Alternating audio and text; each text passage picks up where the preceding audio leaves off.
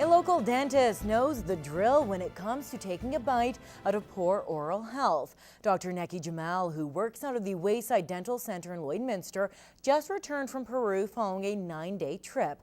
Victor Kaiser has the story.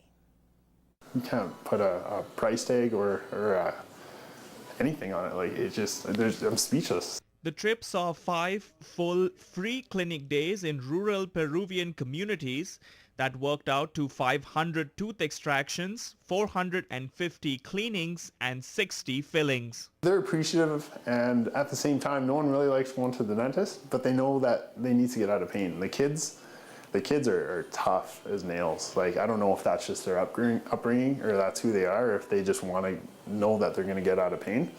They rarely cry. It's not just dental work, though. These dentists try and leave a legacy in the communities that they visit.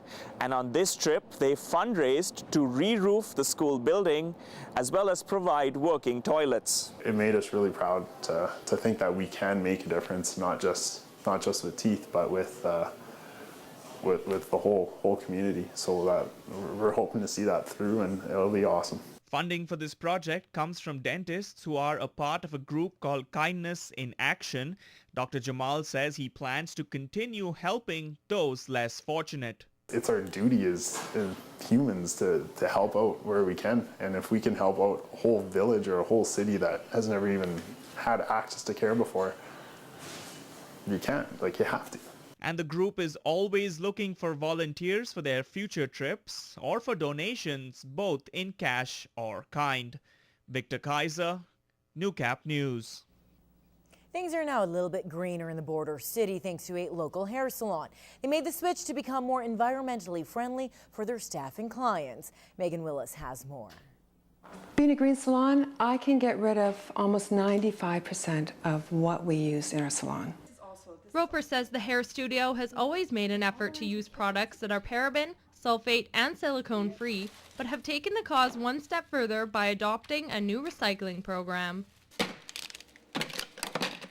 The whole recycling is just incredible that, honestly, I'm having, by the end of the week, I have a little tiny bag of garbage, and it's just kind of fluff. Everything else has been disposed of properly. And so far, the program, which was introduced to the salon at the beginning of March, has been well received. People are always looking for that. We put it on Facebook this weekend, and the comments were incredible. They're so excited to be supporting this. And it makes me feel so good that finally we're not putting those chemicals down our drain. We're not putting them, in our landfill. Roper says her staff has been adjusting well to the change and have embraced the idea of being a green salon. They love the idea, but it is a challenge. We get an item and we look at it and go, okay, which container does it go into? Does it go into the plastics? Does it go into the metals? So, I mean, it's a learning process for all of us. The hair studio is the first in Lloydminster and believed to be the first in Saskatchewan to be officially green certified.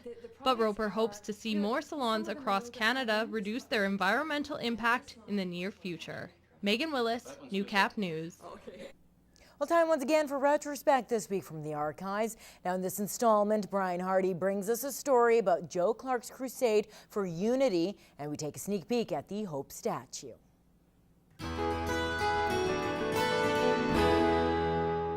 This week in 2002, we preview the Hope statue. Sculptor Rudy Schmidt is creating the image of a Mountie comforting a boy whose dog has been injured. Ultimately, the statue reflects compassion and professionalism on the part of police and how the force has long been a part of the community. Former Midwest Mountie Glenn Wood has been a driving force behind the statue. He is now working to raise the final $50,000 needed to meet the $250,000 price tag.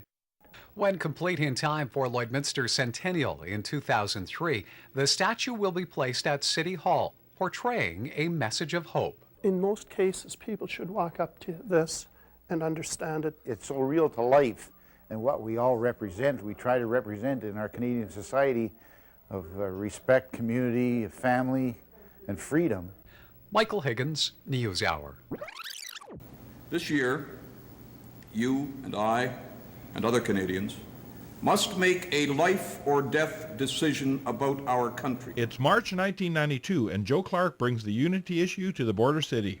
Joe Clark is driving home a message of keeping Canada whole. The Constitutional Affairs Minister has been working virtually non-stop over the past 10 months on a way for Canadians to agree on a constitution. Bill McKnight is at the heart of one of the toughest fights in which Canada has ever been involved, in the gap. And we might win or we might lose. We're putting everything into it. The next step in the constitutional process is a reply from the federal government to last week's parliamentary committee report. Joe Clark says that reply may come around Easter, making the way for a First Ministers' Conference.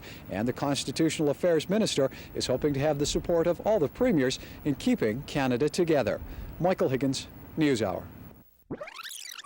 Join us next time for a theatrical history lesson. I'm Brian Hardy for Retrospect, this week from the archives.